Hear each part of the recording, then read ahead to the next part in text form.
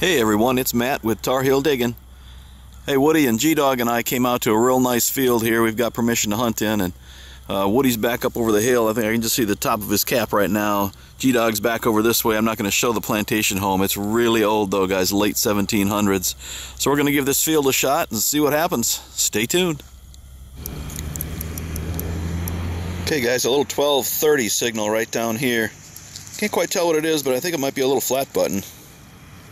It's got something on it. Well, we'll let that dry off. Okay guys, 1232 right down there. It's either a button or an Indian head.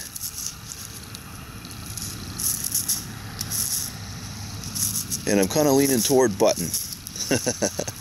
Absolutely. There you go. All right. Nice. Okay, gang. Got a decent signal right here.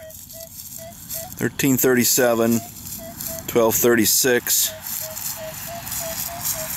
Thought we'd do a live dig on this one. Let's take a look at it. It's about 4 inches down. So let's see what we come up with. This field is pretty easy to dig in. The beans were harvested not long ago. Alright, let's see what we got here.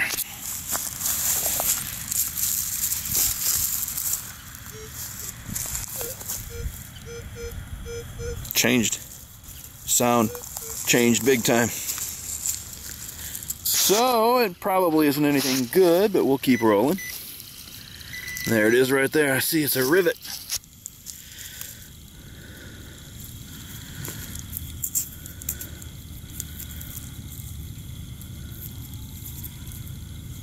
There you go.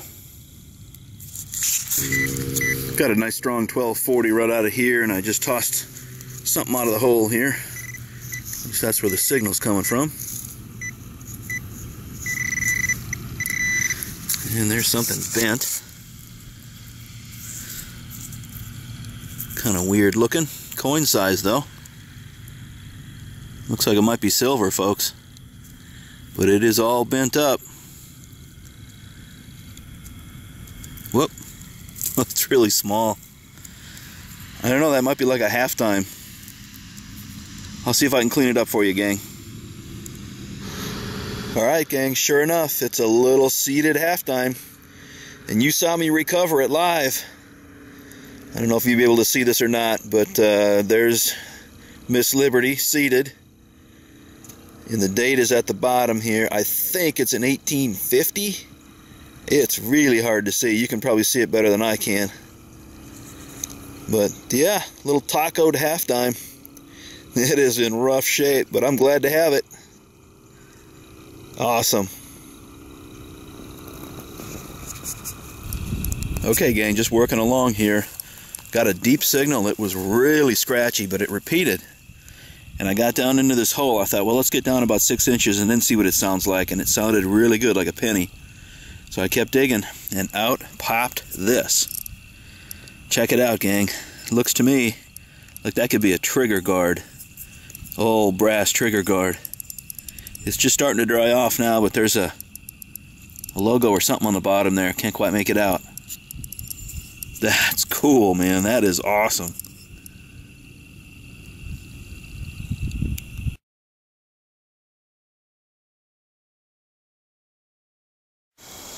Okay, gang, today's the next day, a little more sunny. I'm making my way to the top of Churchyard Hill here. And I'm just kind of hunting the edge right now, working my way up. Well, we'll see if we can't find something cool today. Stay tuned. Okay, first signal of the day came from right down in that hole. And I think I found another piece of that pocket watch, guys. This must be the cover. I think it was hinged right there. Wow. Looks like it might have been plated on the inside here. Pretty crazy. I tell you, I'm going to leave here with a whole watch one of these days. Well, here's an interesting one, guys. I think this is a silver dime that was in a fire. It rang up just a little short of silver. but it's unrecognizable. Well, we'll clean it up, see if we can ID it. Okay, gang, 1243, only about 2 inches down in that hole. Small target, pulled up this. I think that's going to be a ring, folks. Look at that. It's like a copper or brass ring, huh? See if I can clean it here.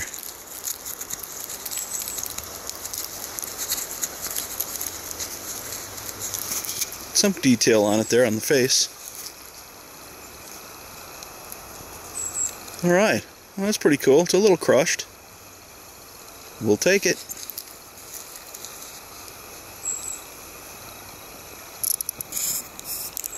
Okay, got some dirt off of it. Looks like I can see a letter P here. Can you see that? Alright. Alright guys, about 5 inches down in this hole.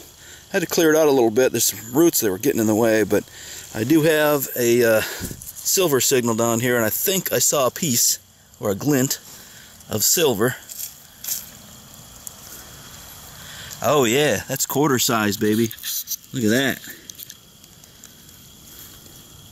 Let's see what we've got. Can't tell yet. Alright, it's a Washington. There we go. See if we can get a date here. 39. Nice. Alright, we'll be careful washing that one up.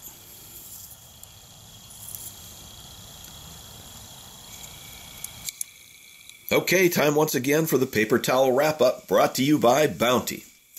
Hey, it was a good hunt, guys. Both hunts were actually very productive. Went out first with Woody and G-Dog at the plantation hunt.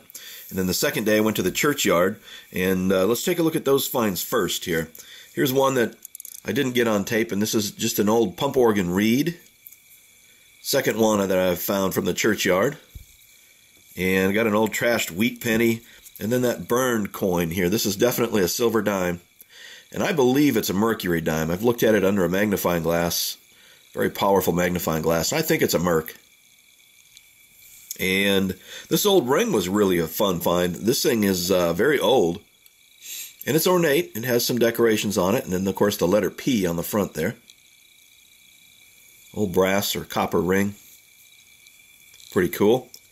But the find of the day for me was the 1939 Washington. It's in really decent shape, gang. Usually you find these, and they've been in circulation a long time. But this one's in really nice shape. There's the back side. Philadelphia. So really happy to find that. And then back to the plantation. We had a great hunt out there, guys, and I found a couple of really cool things. As you know, there's this what I thought was a rivet, might actually be a finial, and a couple of buttons here that are pretty neat. This one has no decoration on the front, but if you look closely at the back there at the shank, you can see there's still some cloth or some fiber underneath the shank. That was pretty cool. And then a couple of other flat buttons here. One of the great finds for me was this little half dime. I don't know if you can get a good look at that or not. I'll get you some still shots at the end. I don't know if this was hit by a plow or what, but it's definitely tacoed a little bit there on the backside. You take a look at it upright here. It's hard to get a hold of it. It's so small. These little half dimes are tiny. And there's the front side. There's a big gouge out of it here, as you can see. That gouge is pretty old. I don't know if you can see the date or not. It's definitely in 1840. I don't know if I should try and straighten this out or not, gang. I know silver, I don't know. Silver this old, it might be a little bit brittle. I'm thinking about just leaving it alone, but let me know your guys' thoughts. If anyone's had any success in flattening out a tacoed little half dime like this. It's really thin. I mean, it might be pliable enough, but I'd hate to snap it in half trying to fold it back out right. I just might leave it as it is. It has a lot of character. And then one of the finds that I really liked out there, obviously, was the trigger guard. And this was really fun to pull this out of the hole. It was a deep, deep signal, about a foot down. So I took off about the first, I don't know, 5 or 6 inches and got my 8x6 coil into the hole. And then I got a nice strong signal, and I knew I was onto something good. So that's when I opened up that hole about a foot down. Found it at the bottom of the hole. It's got that little ornate design on the bottom there. It looks like a little flower or vine or something. But definitely an old trigger guard. It's broken here, and it's broken on the other end here too. Normally, these trigger guards have a piece that extends out that helps it attach to the stock of the gun, both here and here. And then, of course, this pin goes back up inside the gun and is connected inside. But who knows why it was discarded? You know, maybe it was discarded because it broke here and it broke here, and it was just kind of hanging from that pin. So maybe that's why it was discarded. But it's in great shape. Really like the looks of this thing. I did ding it once with the shovel right here. You can see the brass showing up right here. But that's the only little ding I gave it when I was pulling it out. It's going to display really nice. It's definitely a keeper. Really cool. Probably late 1700s, early 1800s at the earliest. But anyway, I found this other piece out there, fairly close to where I found the trigger guard. And I was hoping maybe it was a butt cap from a pistol or something. But I don't see any design on it. If it would have had a design here that resembled what's on the trigger guard, that would have been a match. But can't tell exactly what this was. Looks like there were a couple of iron pins or something here. So I don't know if it was part of that gun or not. But anyway, hey, when I got there, Woody had been out earlier, and he wanted to show me a button he had found. So he pulls it out, and he wanted me to clean it. And he pulls it out, and he shows me this. Isn't that thing beautiful? That is a General Service button from the Civil War, and look at all the gold gild still on that button.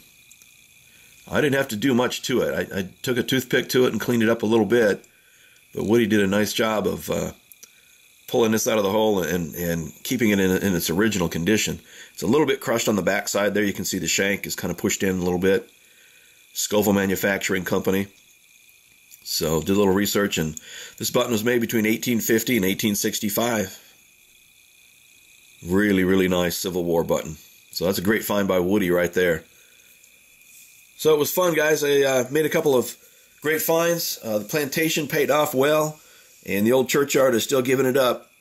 So I hope you guys are still getting out. I know the ground is probably frozen in a lot of your places, but if you're still getting out, good luck, gang, and hope everyone has a great holiday season. Take care, everyone.